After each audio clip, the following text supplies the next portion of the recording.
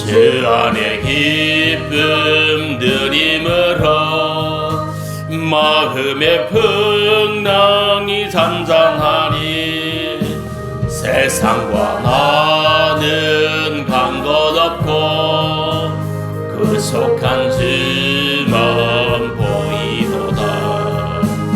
이것이 너의 감정이여 이것이 나의 찬송일세. 나 사는 동안 끊임없이 그 죄를 찬송하리로다.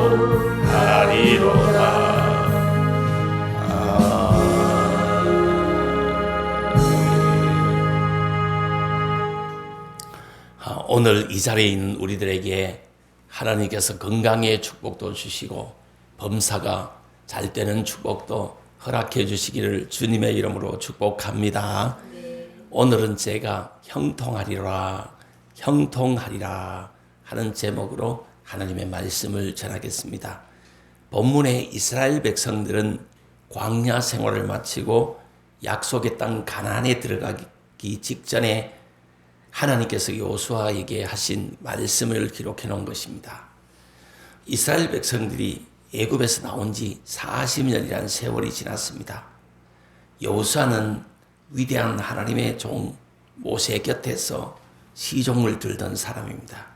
이제 모세가 죽고 시종을 들던 사람이었던 여호수아가 이스라엘의 지도자가 되었습니다.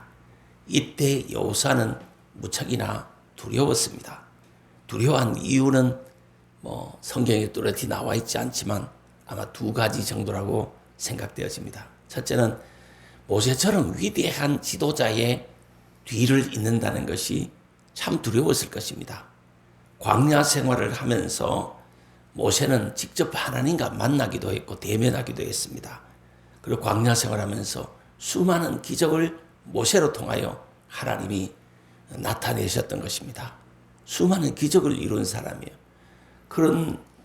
그런데 여호수아는 과연 내가 모세처럼 능력 있게 할 수 있을까 하는 데 대한 두려움이 있을 것입니다. 이건 다시 말하면 능력의 문제, 내가 할 수 있을까 하는, 나도 모세처럼 할 수 있을까 하는 여기에 대한 두려움이 있을 것입니다. 두 번째 두려움은 완악한 백성들의 지도자가 된다는 것이 두려웠을 것입니다. 이 여호수아는 광야 생활을 하면서 이스라엘 백성들을 잘 지켜보았습니다. 이스라엘 백성들은 광야 생활을 하면서 하나님의 기적을 수없이 체험하면서도 일부는 우상 숭배했고 일부는 지도자를 대적했고 불신했습니다. 완악한 모습을 많이 보여주었던 것입니다. 그래서 여호수아는 이런 완악한 백성들을 과연 내가 이끌어갈 수 있을까 하는 두려움이 있었을 것입니다. 이 사람의 완악함은 두려움을 가져다 주는 겁니다. 다시 말하면 능력의 문제에 있어서 나도 모세처럼 할 수 있을까? 내가 해낼 수 있을까 하는 두려움. 능력의 문제에 대한 두려움. 두 번째는 사람들의 완악함에 대한 두려움이었습니다. 이거 정말 믿음의 사람 여호수아도 두려움을 가지고 있었던 거예요. 우리가 이 땅에 살면서 이 두 가지 두려움은 항상 접하게 됩니다. 직장에 가서도 그렇고 내가 해낼 수 있을까? 내가 이 어려운 일을 감당할 수 있을까? 내가 이 능력 있는 사람들처럼 이렇게 할 수 있을까 하는 두려움. 그리고 또 사람들이 너무 야박하거든요. 완악하거든요. 거기에 대한 두려움. 이거 가질 수가 있습니다. 이런 두려움 속에 있는 여호수아에게 하나님께서 나타나 명령해 주시고 약속해 주신 말씀이 오늘 본문 말씀입니다. 뭡니까? 5절에 보시면 너 평생에 너를 능히 대적할 자가 없으리니 그랬어요.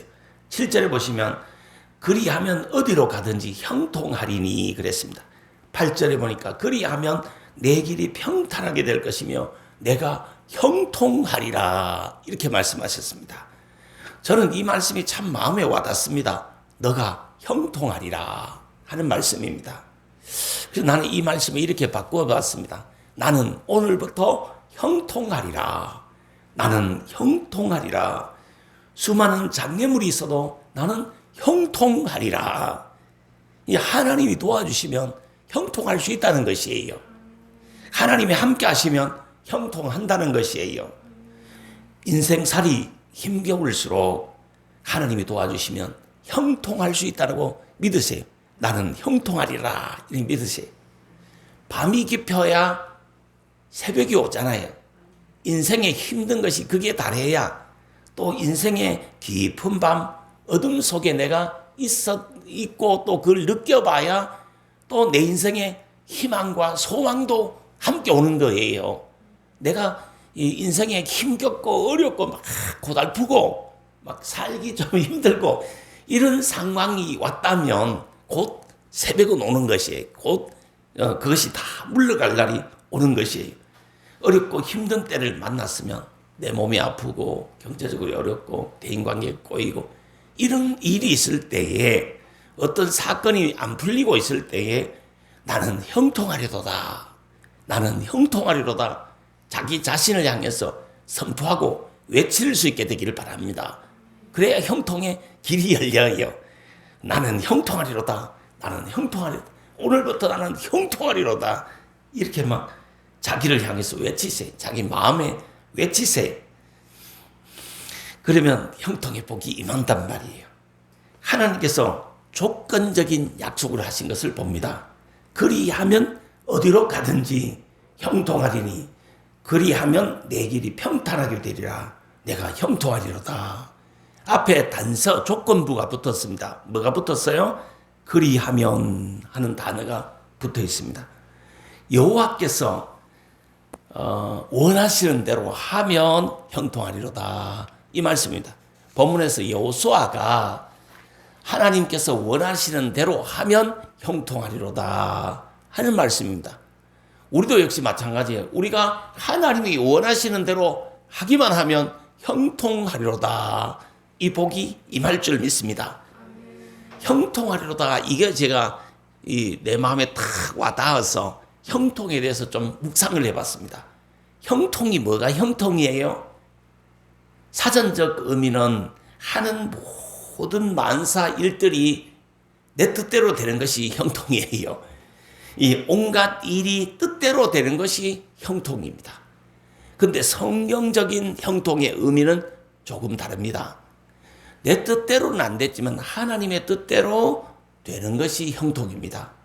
나를 향한 하나님의 뜻이 이루어지는 것이 형통이에요. 나로 통해서 하나님의 뜻이 이루어지는 것, 그것이 형통이다 이 말입니다. 내 뜻대로 되는 것이 아니라 나를 향한 하나님의 뜻이 이루어지는 것이 곧 형통이다 하는 말씀이에요. 형통에는 장기적인 형통이 있고 단기적인 형통이 있습니다. 단기적인 형통은 하는 일에 장애물이 없어지는 겁니다. 우리 인생에 많은 일을 하잖아요. 많은 사건들을 접하잖아요. 거기서 우리가 뜻하는 것에 장애물이 없어지고 순적하게 되는 것을 말합니다. 저는 정말 우리 성도님들의 인생길에서 이 장애물이 없기를 바랍니다. 장애물이 있더라도 이 순적하게 하나님 주신 지혜와 능력으로 잘 넘어가고 잘 통과하게 되기를 주님의 이름으로 축복합니다. 이 장애물이 없고 그냥 쭉 잘 나가는 것을 형통이라 이렇게 하는 거예요. 그 단기적인 형통이에요. 장기적인 형통은 뭐냐? 모든 파란 많은 사연, 실패사, 성공사, 시험 들었던 사, 승리했던 사, 모든 일들을 협력해가지고 선을 이루신 하나님을 믿는 거예요. 만나는 모든 일들이 협력해서 하나님의 뜻이 이루어지는 것, 그게 장기적인 형통이라 이렇게 볼 수 있습니다. 그 요셉을 생각해 보면 쉽게 이해가 됩니다. 요셉은 가정에서 잘 아버지 사랑, 어머니 사랑을 받고 채색 옷을 입고 잘 살았어요. 그런데 형제들이 요셉을 구덩이에 집어넣으려 그랬어요. 이게 형통입니까? 구덩이에 들어가 있는 게 형통이 아니에요. 그것도 노예로 팔아버렸어요. 노예로 팔려가는 게 형통입니까? 형통이 아니었어요. 그 보디발 집에 있다가 또 모함당해서 감옥에 들어갔어요. 이 형통입니까? 13년이라는 세월을 이 종살이, 감옥살이 한 거예요. 이 형통입니까? 아닙니다. 그러나 성경에 뭐라고 했냐면 그때마다 종으로 팔려갈 때마다 팔려갈 때 또 감옥에 들어갈 때 그때 하나님이 함께 하시고 하나님이 형통의 복을 주셨다. 이렇게 성경은 기록하고 있거든요. 인간적으로 볼 때는 단기적으로 볼 때는 참 이게 실패사라고 할 수 있잖아. 형통이 불통이라고 볼 수 있잖아. 그런데 끝에 가면 어떻게 되냐면 국무총리가 되고 자기 부모 형제와 뭐 자기를 판 형제들의 가족까지 다 기근해서 구하는 사람이 되잖아. 전체적인 인생사를 볼 때는 정말 하나님의 뜻이 요셉으로 통해서 이루어진 거지. 형통의 역사가 일어난 거지. 그러나 단면으로 봤을 때는 그렇게 형통이라고 할 수 없었던 거죠. 그러나 우리가 이 장기적인 안목에서 우리가 살아가면서 때로는 어려움 당할 수도 있고 시험 들 수도 있고 몸이 아플 수도 있고 막 이러지만 이 모든 내 인생사 일들로 통해서 협력하여 하나님이 하나님의 뜻을 이루고 나로 통해서 천국을 이루고 천국의 상급을 주시고 이게 형통한 거예요. 형통은 두 가지가 있는 거예요.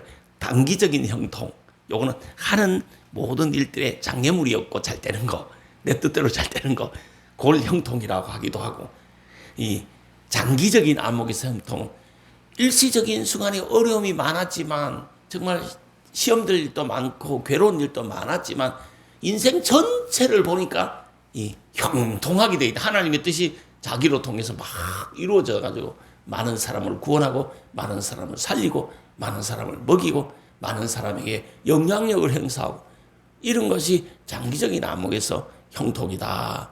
이렇게 보는 거예요. 우리 성도들은 이 두 가지 부분에 형통의 복을 꼭 받으시게 되기를 주님의 이름으로 축복합니다. 성경에 보면 그리하면 이렇게 기록하고 있습니다.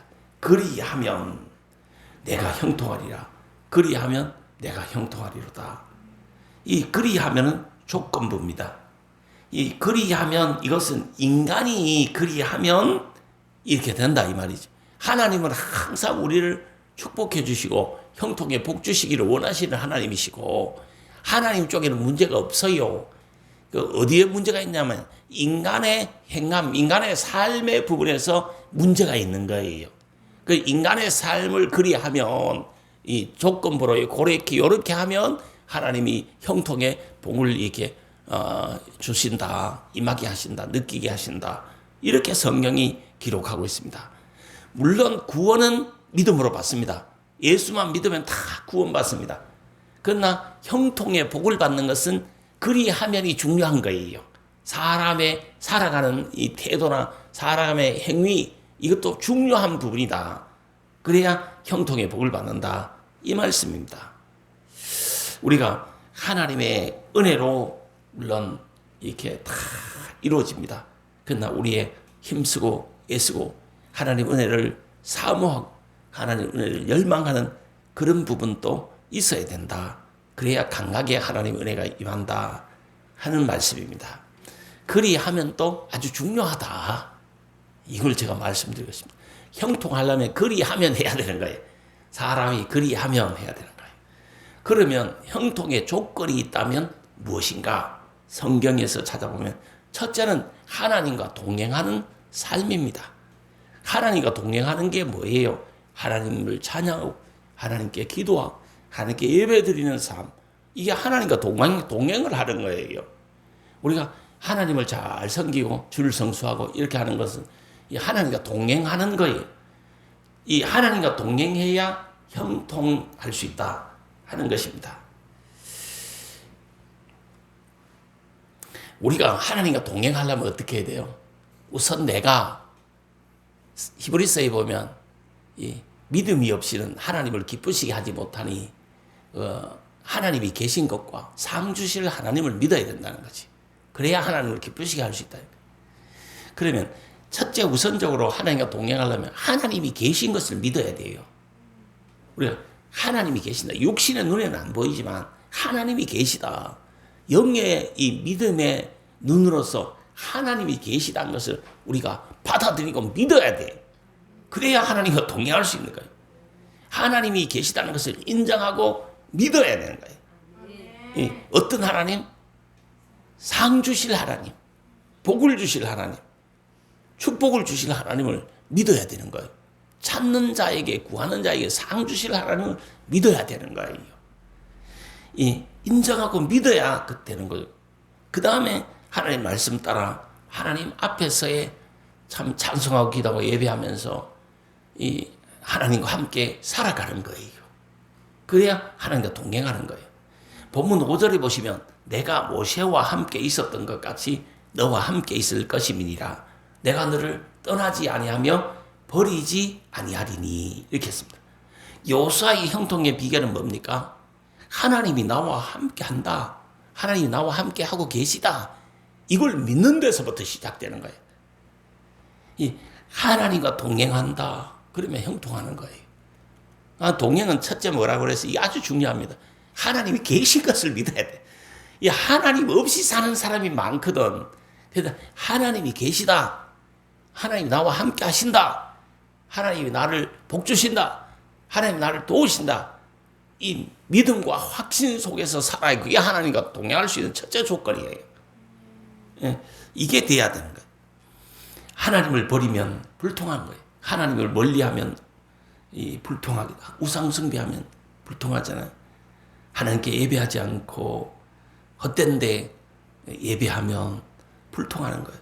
하나님을 찾지 않고 다른 데서 찾으면 결국 불통하는 거예요. 하나님과 동행은 정말 하나님을 찾아야 됩니다. 하나님을 인정해 드려야 됩니다. 그리고 하나님을 사랑해야 됩니다. 우리가 기도할 때 기도가 막히거나 기도할 기도가 없이 하나님을 사랑합니다. 하나님, 내가 하나님을 사랑합니다. 하나님, 내가 하나님을 사랑해요. 이런 고백을 많이 할 수 있게 되기를 바랍니다. 부부간에도 있잖아요. 사랑한다 하면 엄마한 건 다 덮이잖아. 안 그래요? 저는 제가 잘못했을 때나 제가 못했을 때 많아요. 그때는 사랑합니다 하고 도망갑니다. 그럼 다 해결된다니까요. 사랑합니다 그러고 그냥 하면 부부간의 모든 문제도 해결되잖아요. 그처럼 하나님을 사랑합니다 하면 많은 문제가 해결돼요. 교회에 나와서 하나님 사랑합니다. 내가 하나님 사랑합니다. 내가 하나님 사랑하는 거 하나님이 아시지 않습니까? 이런 고백을 하나님께 많이 할 수 있게 되기를 바랍니다. 잠언 8장 17절에 보니까 나를 사랑하는 자들이 나의 사랑을 입으며 나를 간절히 찾는 자가 나를 만날 것이니라. 이렇게 말씀하셨습니다. 하나님을 사랑하라는 거죠. 그래야 하나님 사랑을 받는다는 거죠. 그리고 또 하나님을 찾아야 하나님을 만난다 하는 말씀입니다. 하나님 사랑합니다. 하나님을 의지합니다. 하나님 은혜 주실 줄 믿습니다. 하나님 이 문제를 해결해 주실 줄 믿습니다. 이런 기도를 많이 할 수 있게 되기를 바랍니다. 이 하나님 뜻과 내 뜻을 일치시켜야 하나님과 동행할 수가 있잖아요. 아모스 3장 3절에 보시면 두 사람이 뜻이 같지 않는데 어찌 동행하겠으며 이렇게 했습니다. 두 사람이 인생길을 걸어가는데 뜻이 안 맞으면 두 사람도 같이 걸어갈 수 없다. 이렇게 했습니다. 동행은 뜻이 맞아야 된다 이 말입니다. 동행은 뭐가 맞아야 된다? 뜻이 맞아야 된다. 마음이 맞아야 된다 이 말이지요. 이 하나님과 맞아야 하나님과 동행할 수 있다 이 말입니다. 이 뜻을 맞추는 거, 마음을 맞추는 거, 이 하나님과 동행하는 비결이 되는 것이에요. 그러면 하나님의 뜻, 하나님의 마음은 뭡니까? 성경 66권입니다. 성경하고 자꾸 맞추도록 해야 되는 거예요. 말씀하고 자꾸 맞추도록 해야 되는 거예요. 그게 하나님과 동행하게 되는 비결이 됩니다. 그 다음에 우리가 이 형통의 비결이 뭐냐면 두 번째, 믿음 위에 서야 됩니다. 믿음으로 살아야 되는 것이에요. 6절에 보시면 강하고 담대하라. 7절에 보시면 오직 강하고 극히 담대하여. 9절에 보시면 강하고 담대하라. 두려워하지 말며 놀라지 말아라. 18절에 보시면 오직 강하고 담대하소서 이런 말씀이 나옵니다. 두려워할 일이 참 많이 있죠. 그러나 강하고 담대해라. 그래야 형통할 수 있다. 이렇게 합니다. 세상에는 두려운 일이 많습니다. 또 의심할 일도 많습니다. 요즘은 사람이 사람을 절대 안 믿어요. 예, 그런 시대가 된 것 같아요. 또 불신, 하나님을 안 믿고 사람과 사람과에도 불신하는 거예요. 자기밖에 모르는 사람들이 많습니다. 특히 20대, 30대, 이 젊은 층들이 있잖아요. 자기밖에 몰라요. 자, 여기 음료수가 2개가 있어요. 그러면 이 사람은 이 3사람이 있어요. 그럼 어떻게 먹어요? 우리 같으면 나눠가지고 3잔 만들어가지고 한 잔씩 이렇게 먹습니다. 그러나 20대는 어떻게 먹습니까?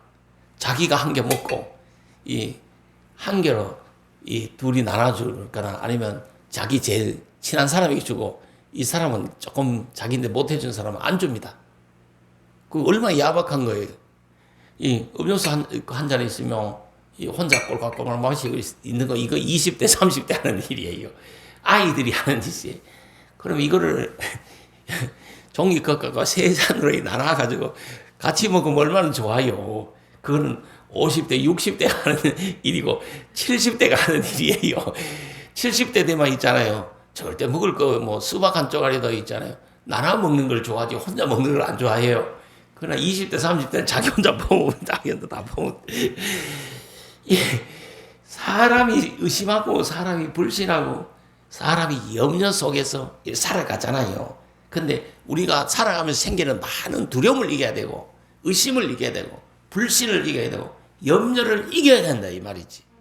그게 생길 때 나사렛 예수의 이름으로 명하노니 이 두려움은 물러갈지어다. 의심은 물러갈지어다. 의심병 걸린 사람 많습니다. 자기도 안 믿는데 자기 자신을 안 믿는데 그리고 자식도 안 믿고 부모도 안 믿고 남편도 안 믿고 아내도 안 믿는데 의심병 걸린 사람 많아요. 그 정신병이면 내가 볼 때 사회가 있잖아. 점치 의심병이 걸려가지고 다 안 믿는 거야. 미쳐버린 거야 사람이. 미쳐 날뛰는 거야 다. 왜 그래 의심하냐고. 아무 문제. 자기도 좋고 자기도 다 좋을 수가 있는데 그 믿고 이렇게 좀 살아야죠. 그런데 그게 사람이 사람도 안 믿고 사람이 하나님도 안 믿는다 이 말이에요. 그게 문제예요. 그 의심을 물리쳐라. 나사렛 예수의 이름으로 의심을 물리쳐라. 불신도 물리쳐라. 정말 염려도 물리쳐라. 염려 많이 생기잖아. 안 생깁니까? 저도 염려 생깁니까? 내가 죽으면 이 교회를 어떻게 끌고 갈까? 이 정말 염려되는 거예요. 그러나 내가 염려할 부분이 아니라 하나님이 하실 줄 믿습니다. 하나님이 다 역사하시고 역사의 일기를 쓰고 계신 줄 믿어요. 이 두려움과 의심과 불신과 염려를 물리치고 이겨내고 승리해야 형통의 이 역사가 일어나는 거예요. 거기에 두려움에 빠져버리고 의심에 빠져 불신에 빠져고 염려 속에 빠져버리잖아. 그래서 시험 들어가 있잖아요. 그러면 형통이 할 수가 없어요. 그러면 형통 못하고 불통하는 거예요. 만사가 다 꼬이는 거예요. 우리는 이 두려움과 의심과 불신과 의심과 이런 거 염려를 이겨야 돼. 그래야 형통의 그 복이만 뭘로 이기느냐? 강하고 담대한 마음으로 이기는 거예요. 강하고 담대한 마음은 어디서 생기느냐? 하나님을 믿는 믿음에서 생기는 거야. 하나님이 계시다. 하나님이 나를 도우시고 계시다. 하나님이 나를 축복하고 계시다. 믿는 믿음에서 이 마음에서 뭐가 생기냐? 강하고 담대함이 생기는 거예요. 그래서 이걸 이겨나갈 수가 있는 거예요. 승리할 수가 있는 거예요. 그래서 그 결과로 형통의 복이 임하게 될 줄 믿습니다. 요사는 하나님께서 함께 하신다는 믿음으로 강하게 담대해질 수가 있었다고 하는 사실이에요. 믿음은 사람을 강하고 담대하게 만듭니다. 겁도 없게 만드는 거예요. 이 하나님 계신 것을 믿어요. 상 주실 하나님을 믿어요. 형통의 복을 주실 하나님을 믿을 수 있게 되기를 바랍니다. 밤길을 걸어가더라도 인생의 어두운 밤길을 걸어가더라도 하나님이 나와 함께 하시고 하나님이 지금 나하고 같이 걸어가신다. 나를 도우시고 계시다. 믿음만 있으면 뭐가 겁나요? 뭐가 두려워요? 무서울 것이 없잖아요. 히브리서 11장 6절에 믿음이 없이는 하나님을 기쁘시게 하지 못하나니 하나님께 나아가는 자는 반드시 그가 계신 것과 또한 그가 자기를 찾는 자들에게 상 주실 이심을 믿어야 할지니라 그랬어요. 험한 세상, 사연 많은 세상, 우여곡절 많은 세상, 삶의 파도가 많은 세상을 살면서 강하고 담대한 비결은 하나님을 믿는 믿음에서 생긴다. 이 믿음만, 이 하나님을 확실하게 믿으면 사람이 강하고 담대해진다. 누구 앞에서도 강하고 담대해지는 거예요. 어떤 상황 속에서도 강하고 담대할 수가 있는 것이에요. 전지전능하신 하나님, 상 주실 하나님, 나를 도우시고 계신 하나님, 함께 하신 하나님, 독생자 예수까지 나에게 주신 하나님, 이 전능하신 하나님, 우주 만물을 창조하신 하나님이잖아. 우에서 유를 창조하시고 죽은 자도 살리시고 없는 것을 있게 만드시는 그런 하나님이잖아. 그 하나님을 믿는다면 겁날 게 뭐가 있어요? 두려울 게 뭐가 있어요? 염려될 게 뭐가 있습니까? 이런 믿음의 사람들이 좀 되게 되길 바랍니다. 정말 사람들이 믿음 없는 게 이게 문제예요. 하나님을 믿는 믿음이 좀 있어야 돼요. 저는 교회 부분도 걱정 안 합니다. 가정 부분도 걱정 안 합니다. 자녀들 부분도 사실 걱정 안 합니다. 꼭 내가 할 수 있는 최선의 기도를 하고 최선의 내가 말씀을 묵상하고 하나님과 동행하려고 내가 할 수 있는 일을 하려고 하는 거예요. 그게 다예요. 왜? 하나님이 알아서 다 복 주실 거니까. 지금은 좀 힘들고 어려운 가운데 있지만 하나님이 다 부흥도 주시고 경제도 책임져 주시고 자녀들도 책임져 주시고 모든 일들도 원만하게 잘 풀어주실 것을 믿기 때문에 그냥 그 믿음으로 사는 거지요. 우리 성도님들도 인생이 힘들고 어려울 수가 있어요. 그러나 이 믿음으로 살아갈 수 있게 되기를 바랍니다. 하나님을 믿으면 강하고 담대해지고 그 결과로 형통에 복이 임한다. 마음이 먼저 강하고 담대해져야 되는 거예요. 하나님을 믿으면 마음이 강하고 담대해지는 거예요. 이게 있어야 그 다음에 형통에 복이 임하는 거죠. 세 번째, 우리가 하나님 말씀대로 살아야 형통에 복이 임한다 하는 말씀입니다. 본문 7절 8절 말씀해 보시면 율법을 지켜 행해라 그리하면 어디로 가든지 형통하리니 했습니다. 율법이 뭡니까? 하나님 말씀입니다. 성경책입니다. 하나님 말씀대로 살아라 그리하면 어디로 가든지 형통하리니, 무슨 일을 하든지 형통하리니 하는 말씀입니다. 우리가 살아가면서 잘하는 것이 뭐예요? 하나님 말씀대로 하는 것이 잘하는 겁니다. 어찌해야 할지 잘 모를 때 하나님 말씀대로 하세요. 갈등이 있을 때, 고민이 있을 때, 시험 들 일이 있을 때 하나님 말씀대로 하세요. 제가 다른 교회를 섬길 때 그 교회에 큰 문제가 있었습니다. 그 문제가 있었는데 내가 생각해도 참 문제는 문제였어요. 근데 그 문제를 어떻게 해결했냐 하면 그 성경대로 하자. 성경대로 하자. 그래서 성경을 찾아서 성경에서 답을 찾자는 거죠.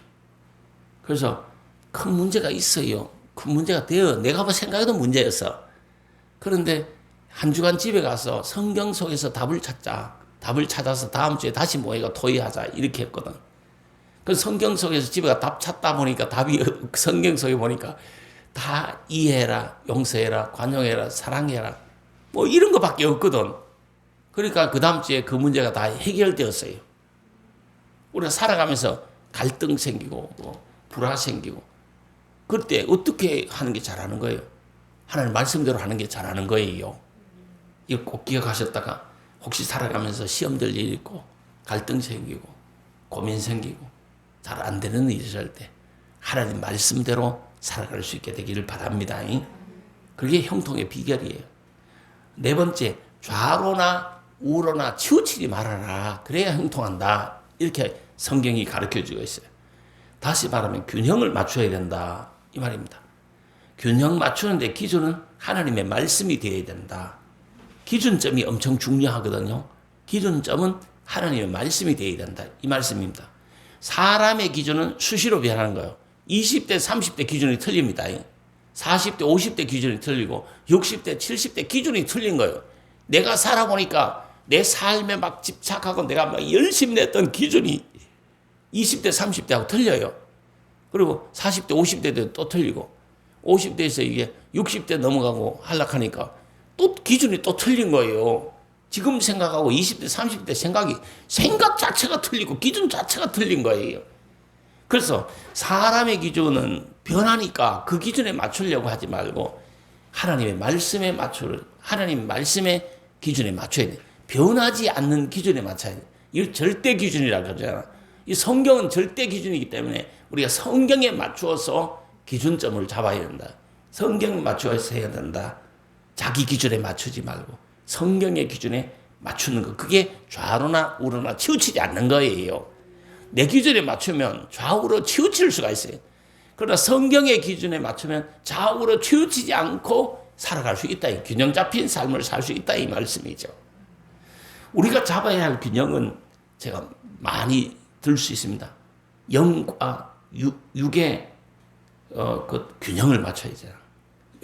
영적인 부분과 물질의 균형도 맞춰야 되잖아.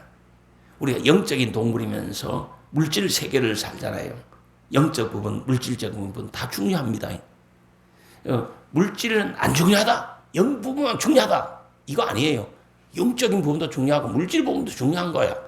사람은 영의 부분에도 지배를 받지만 물질의 부분에도 지배를 받는 거야. 한번 살아봐라 그냥. 지배 안 받는가. 반드시 살면 영적인 부분에도 사람이 지배를 받지만 물질의 부분에도 사람이 지배를 받는 거야. 그래서 우리는 이 영적인 부분과 물질의 부분 다 균형 있게 하나님의 은혜를 받고 축복을 받아야 되는 거예요. 영혼과 육체, 영의 세계, 물질의 세계 다 중요해요. 어떤 사람은 기도만 하고 있잖아요. 행함이 없는 사람이 있어요. 또 어떤 사람은 행함은 있는데 기도가 없는 사람이 있어요. 살아보려고 진짜 몸부림치고 열심히 하고 왔다 갔다 했었는데 하나님을 모르고 기도할 줄 모르고 하나님 은혜를 구하지 못하는 그런 사람이 있어요.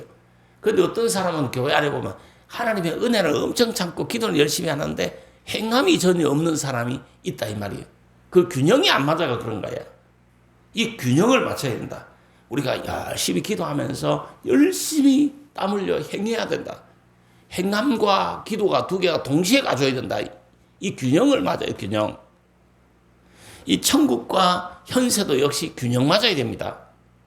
어떤 사람은 천국의 복음 받았는데 이 땅의 복을 못 받은 사람이 있고 이 땅의 복음 받았는데 천국의 복을 못 받은 사람이 있어요. 그 누가복음 16장에 나오잖아요. 거지 나사로 비유 나오잖아요. 거지 나사로는 이 땅의 복음 못 받았어요. 현세의 복음 못 받았어요. 그러나 천국의 복음 받은 거지.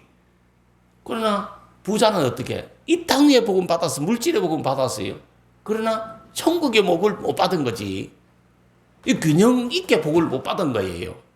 우리는 이 땅에서도 복을 받고 천국에서도 복을 받고 이런 이 균형 있는 복을 받을 수 있게 되기를 주님의 이름으로 축복합니다. 그리고 은혜와 수고의 이 균형도 맞춰야 됩니다. 무조건 하나님 은혜로 되는 거 맞아요. 하나님 은혜로 된다 해가 수고를 전혀 안 하면 안 돼요. 땀 흘림이 전혀 없고 노력이 전혀 없으면 안 되는 거예요. 이거 하나님의 은혜로 되지만 하나님의 은혜는 누구에게 임하느냐? 땀 흘려 수고하는 자에게 하나님의 은혜가 임합니다. 구약에 선지자들이 있잖아요. 하나님으로부터 부름 받았잖아요. 선지자들이 놀 때 부름 받았어요? 아닙니다. 다 열심히 일하고 자기 직업에 막 충실하고 뭐 뽕남밭에가 뽕을 딴다든가 뭐 열심히 일할 때 하나님 불러가지고 하나님 선지자로 쓰셨던 거예요. 근데 놀다가도 그 한 사람은 성경에 우선 내가 딱 생각나는 나다니엘 같은 사람이야.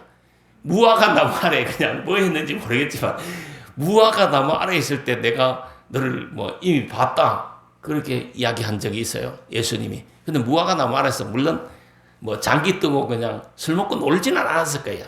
무화과 나무 아래서 성경을 묵상했거나 기도했거나 그랬을 거야. 제가 말씀드리고 싶은 건 뭐냐. 우리가 힘쓰고 예씀과 하나님의 은혜가 두 개가 나란히 가져야 이게 균형이 맞는 거예요. 이게 하나 좌우로 치우쳐져 버리면 이게 형통의 복이 안 임한다 이 말이에요. 형통의 복이 안 오고 삶에 참 이게 많은 문제가 일어나게 되는 그런 경우를 본다 이 말이에요. 그래서 우리는 하나님 은혜를 간절히 사모하면서 열심히 땀 흘려 내가 할 수 있는 최선을 다하는 그런 삶을 살아야 할 줄 믿습니다. 그리고 또 내면과 외면 또 이 뭡니까? 균형이 맞아야 되는 거예요. 하나님은 어떤 면을 보죠? 내면을 본다, 중심을 본다 그랬잖아. 그래서 사람은 어디를 보지요? 외면을 보잖아. 사람은 있잖아. 내면 보기도 전에 외면을 보는 거예요. 이게 문제라니까? 그럼 우리는 누구하고 살아요, 지금? 하나님과 동행도 하고 있지만, 믿음으로 살고도 있지만, 인간들하고 살잖아, 인간들하고. 이 인간들이 나의 내면을 보는 것이 아니에요. 외면만 봐보고 다 판단해버린 거야. 그래서 외면도 중요하다니까. 왜 사람들이 명품을 들고 다니냐? 외면이라도 꾸미려고 그걸 들고 다니는 거예요. 근데 문제는 이게 뭐냐? 중요한 건 뭐냐면, 내면을 이렇게 하나님 말씀으로 채우고, 성령 충만으로 채우고, 내면을 잘 단장하고 가꾸는, 내면을 풍성케 하는 이 부분하고, 외면을 가꾸는 거하고, 이게 두 개가 같이 가지고 한쪽으로 찌부러지면 안 된다, 이 말이에요.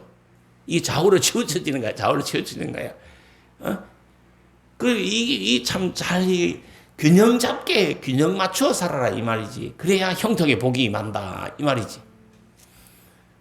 그렇잖아요. 균형을 잡아라, 균형을 맞추어라. 그래, 어디 가든지 형통하리로다. 무슨 일을 하든지 형통하리로다.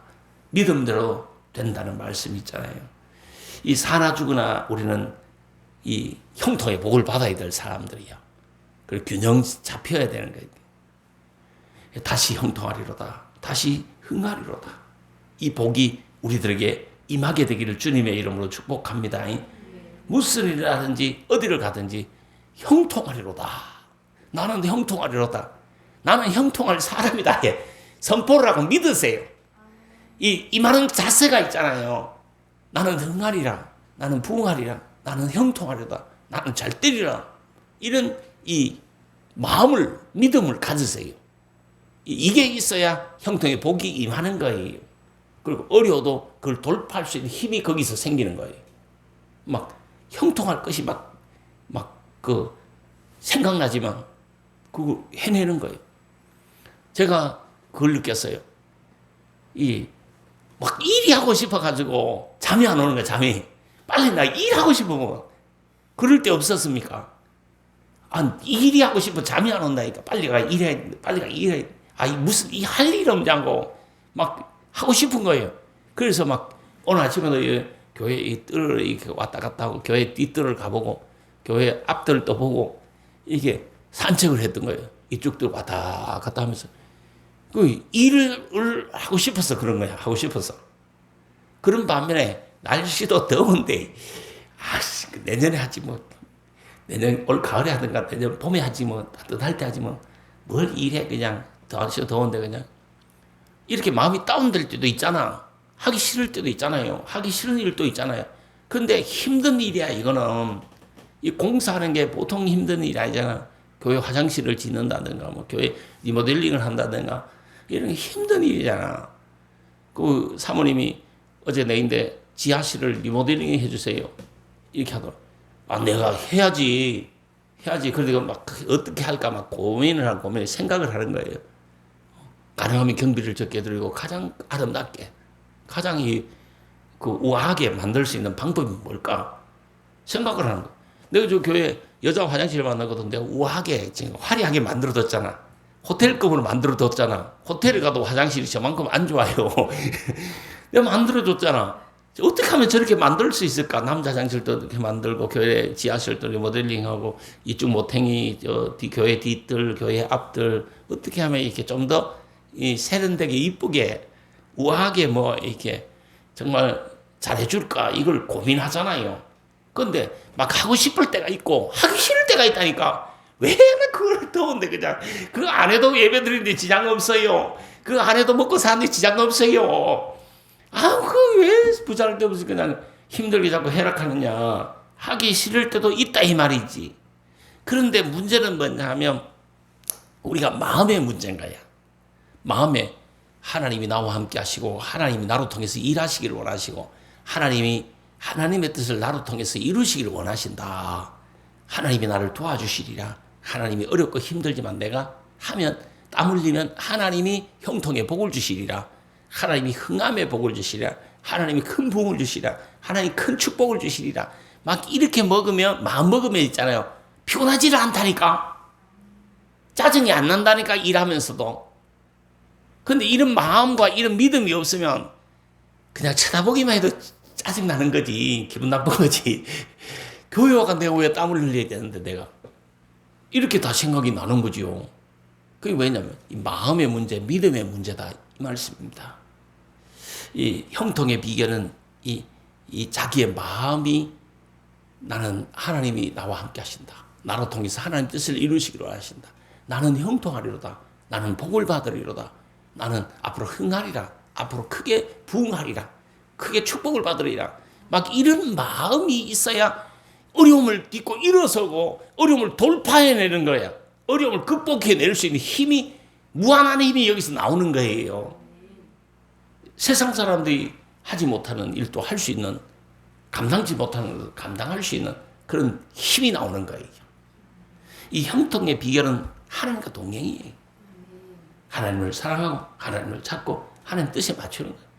하나님과 동행하는 가장 드러난 증거는 우리가 찬송하는 거고, 하나님 의지합니다, 하나님 사랑합니다 하면서 기도하는 것이고, 하나님께 예배하는 것이 이게 하나님 사랑하고 하나님 동행하는 이 증표의 증표, 나타나는 삶이에요. 예배하지 않으면서 무슨 하나님과 동행해요?